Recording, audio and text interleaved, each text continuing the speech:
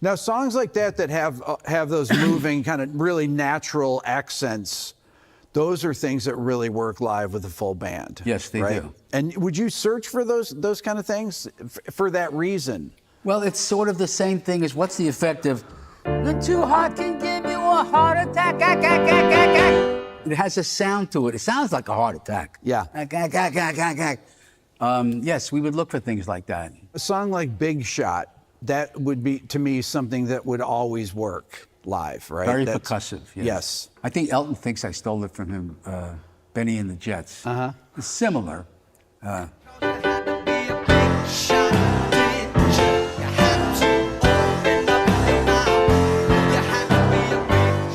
Rachmaninoff.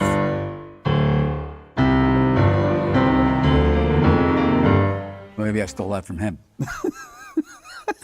I find this out all the time.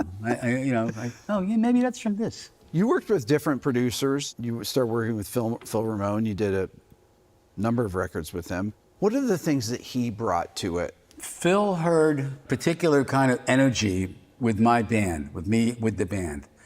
Before Phil, producers always wanted me to work with session guys. Mm-hmm. Now, session players are good musicians. Yeah. But they're not necessarily the right guys. You need to find a chemical interaction to make it work. And my guys had chemistry with me, and I had it with them. Phil saw that. He didn't want smooth. He didn't want polished. He wanted the rough edges. He wanted the rock and roll that we did live. And he brought that to the studio. He knew how to get it. He knew how to mic things. He knew where to put the drums. He knew where to put the guitar. He knew when I should do my vocal. He made it natural. It wasn't unnatural. Sometimes when I was working with session players, I wasn't really doing the live vocal. And I would do the vocal afterwards, which always kind of felt weird to me. I don't like singing without playing. Because I sing a certain way when I play. It's just the thing. And Phil did that. He wanted me to sing live while I was playing the piano with all the leakage going on. Yeah. The sound coming out of the piano into the vocal mic. It was a pain in the ass. Yeah. But they dampened the sound somehow and they got it to work. And Phil was able to do that. He knew how to work microphones. This guy was a genius. You know, the famous Marilyn Monroe singing Happy Birthday to JFK? Happy birthday, Mr. President. You know who the engineer was then? Who's that? Phil Ramone. Wow. Happy birthday, Mr. President. That was Phil Ramone doing the mixing. Amazing. Yeah. I mean, this is what this guy's been doing.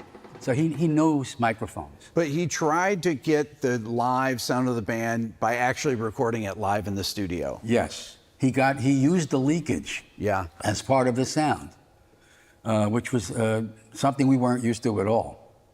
We were always told, no, you gotta be quiet over here, you can't leak over there, you gotta dampen this, knock that noise down. And he went for the noise. When you did the early records, like on Piano Man, a lot of the session players I recognize, I know them. I saw, Michael Omarty and Larry Carlton, Dean Parks, guys that are friends of mine. Good players. They're amazing players and everything. How much interaction would you even have had with them while you were making it? Would they just come in and play on a track? Or what were those early records like, how you tracked them? Well, I was impressed with the people I was working with at the time. I mean, Sneaky Pete on the pedal steel. Yeah. Larry Carlton on guitar. I worked with the Roy Rogers band, the Sons of the Pioneers. Mm-hmm. These are bluegrass experts, these guys. And I would play banjo type of music with them. We'd have a little jam session going on. I just wanted them to know that I know how to play. Yeah. Because I didn't want them looking at me like I'm some dumb rock guy. But there wasn't a whole lot of interplay when I was recording these things. It was a session. Yeah. And you paid money every time you went over the time period. It cost a lot of money. Sure. So the producer was aware of that, and okay, that's the end of that. But that was very common for making records back then in the early 70s. People would use session players. Yes. So you started using your band would be on turnstiles, is that correct? I actually had my own band from the beginning because I was playing live in clubs and playing the early stuff like Cold Spring Harbor music, Piano Man, There was a whole other band, different bass player, different drummer, different guitar player. There was a different sax player. There was a pedal steel player. There was a banjo player. I had a couple of bands before I had the lineup on Turnstiles. Yeah. And I know people think I only had this one band my whole life, but I had a couple of them. Yeah, but it wasn't common necessarily to have the guys that were your road band play on records. I think that's something that people don't realize, that when records were made back then in the early 70s, that it was very common to use session players like that. Yeah, it was usually the producer's call. You usually trusted the producer's sense of, okay, well, we got to get some guys to play this. And from time to time, Phil would recommend session players, like on Just the Way You Are. You had Phil Woods playing the solo.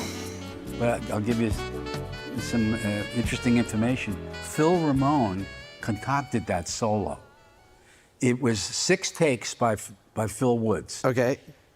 And Phil figured out how to cut it up and splice them together. The solo was created by Phil Ramone. Oh my God, that's amazing. Phil Woods playing, but Phil Ramone's composition. Incredible. Did you hear it afterwards and say, wow, I was there when he was amazing. doing the cutting and the splicing. Okay. And I was scared to death. I said, what are you doing? You're going to cut that? He goes, don't worry, I know what I'm doing. He had a razor blade and he cut the tape.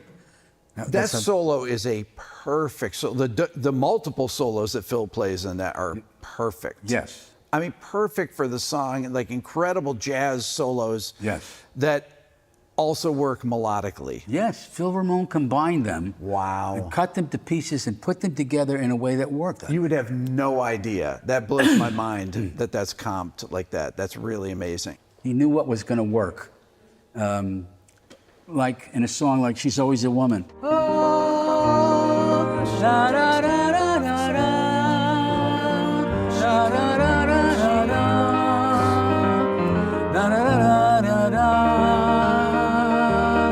I was going to go, again. I said, Phil, do you think I should do, yeah.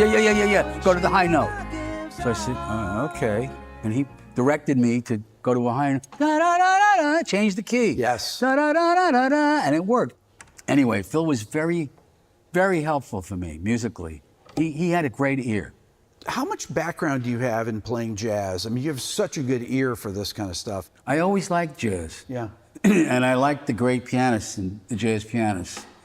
I liked Oscar Peterson, Art Tatum, Bill Evans, Dave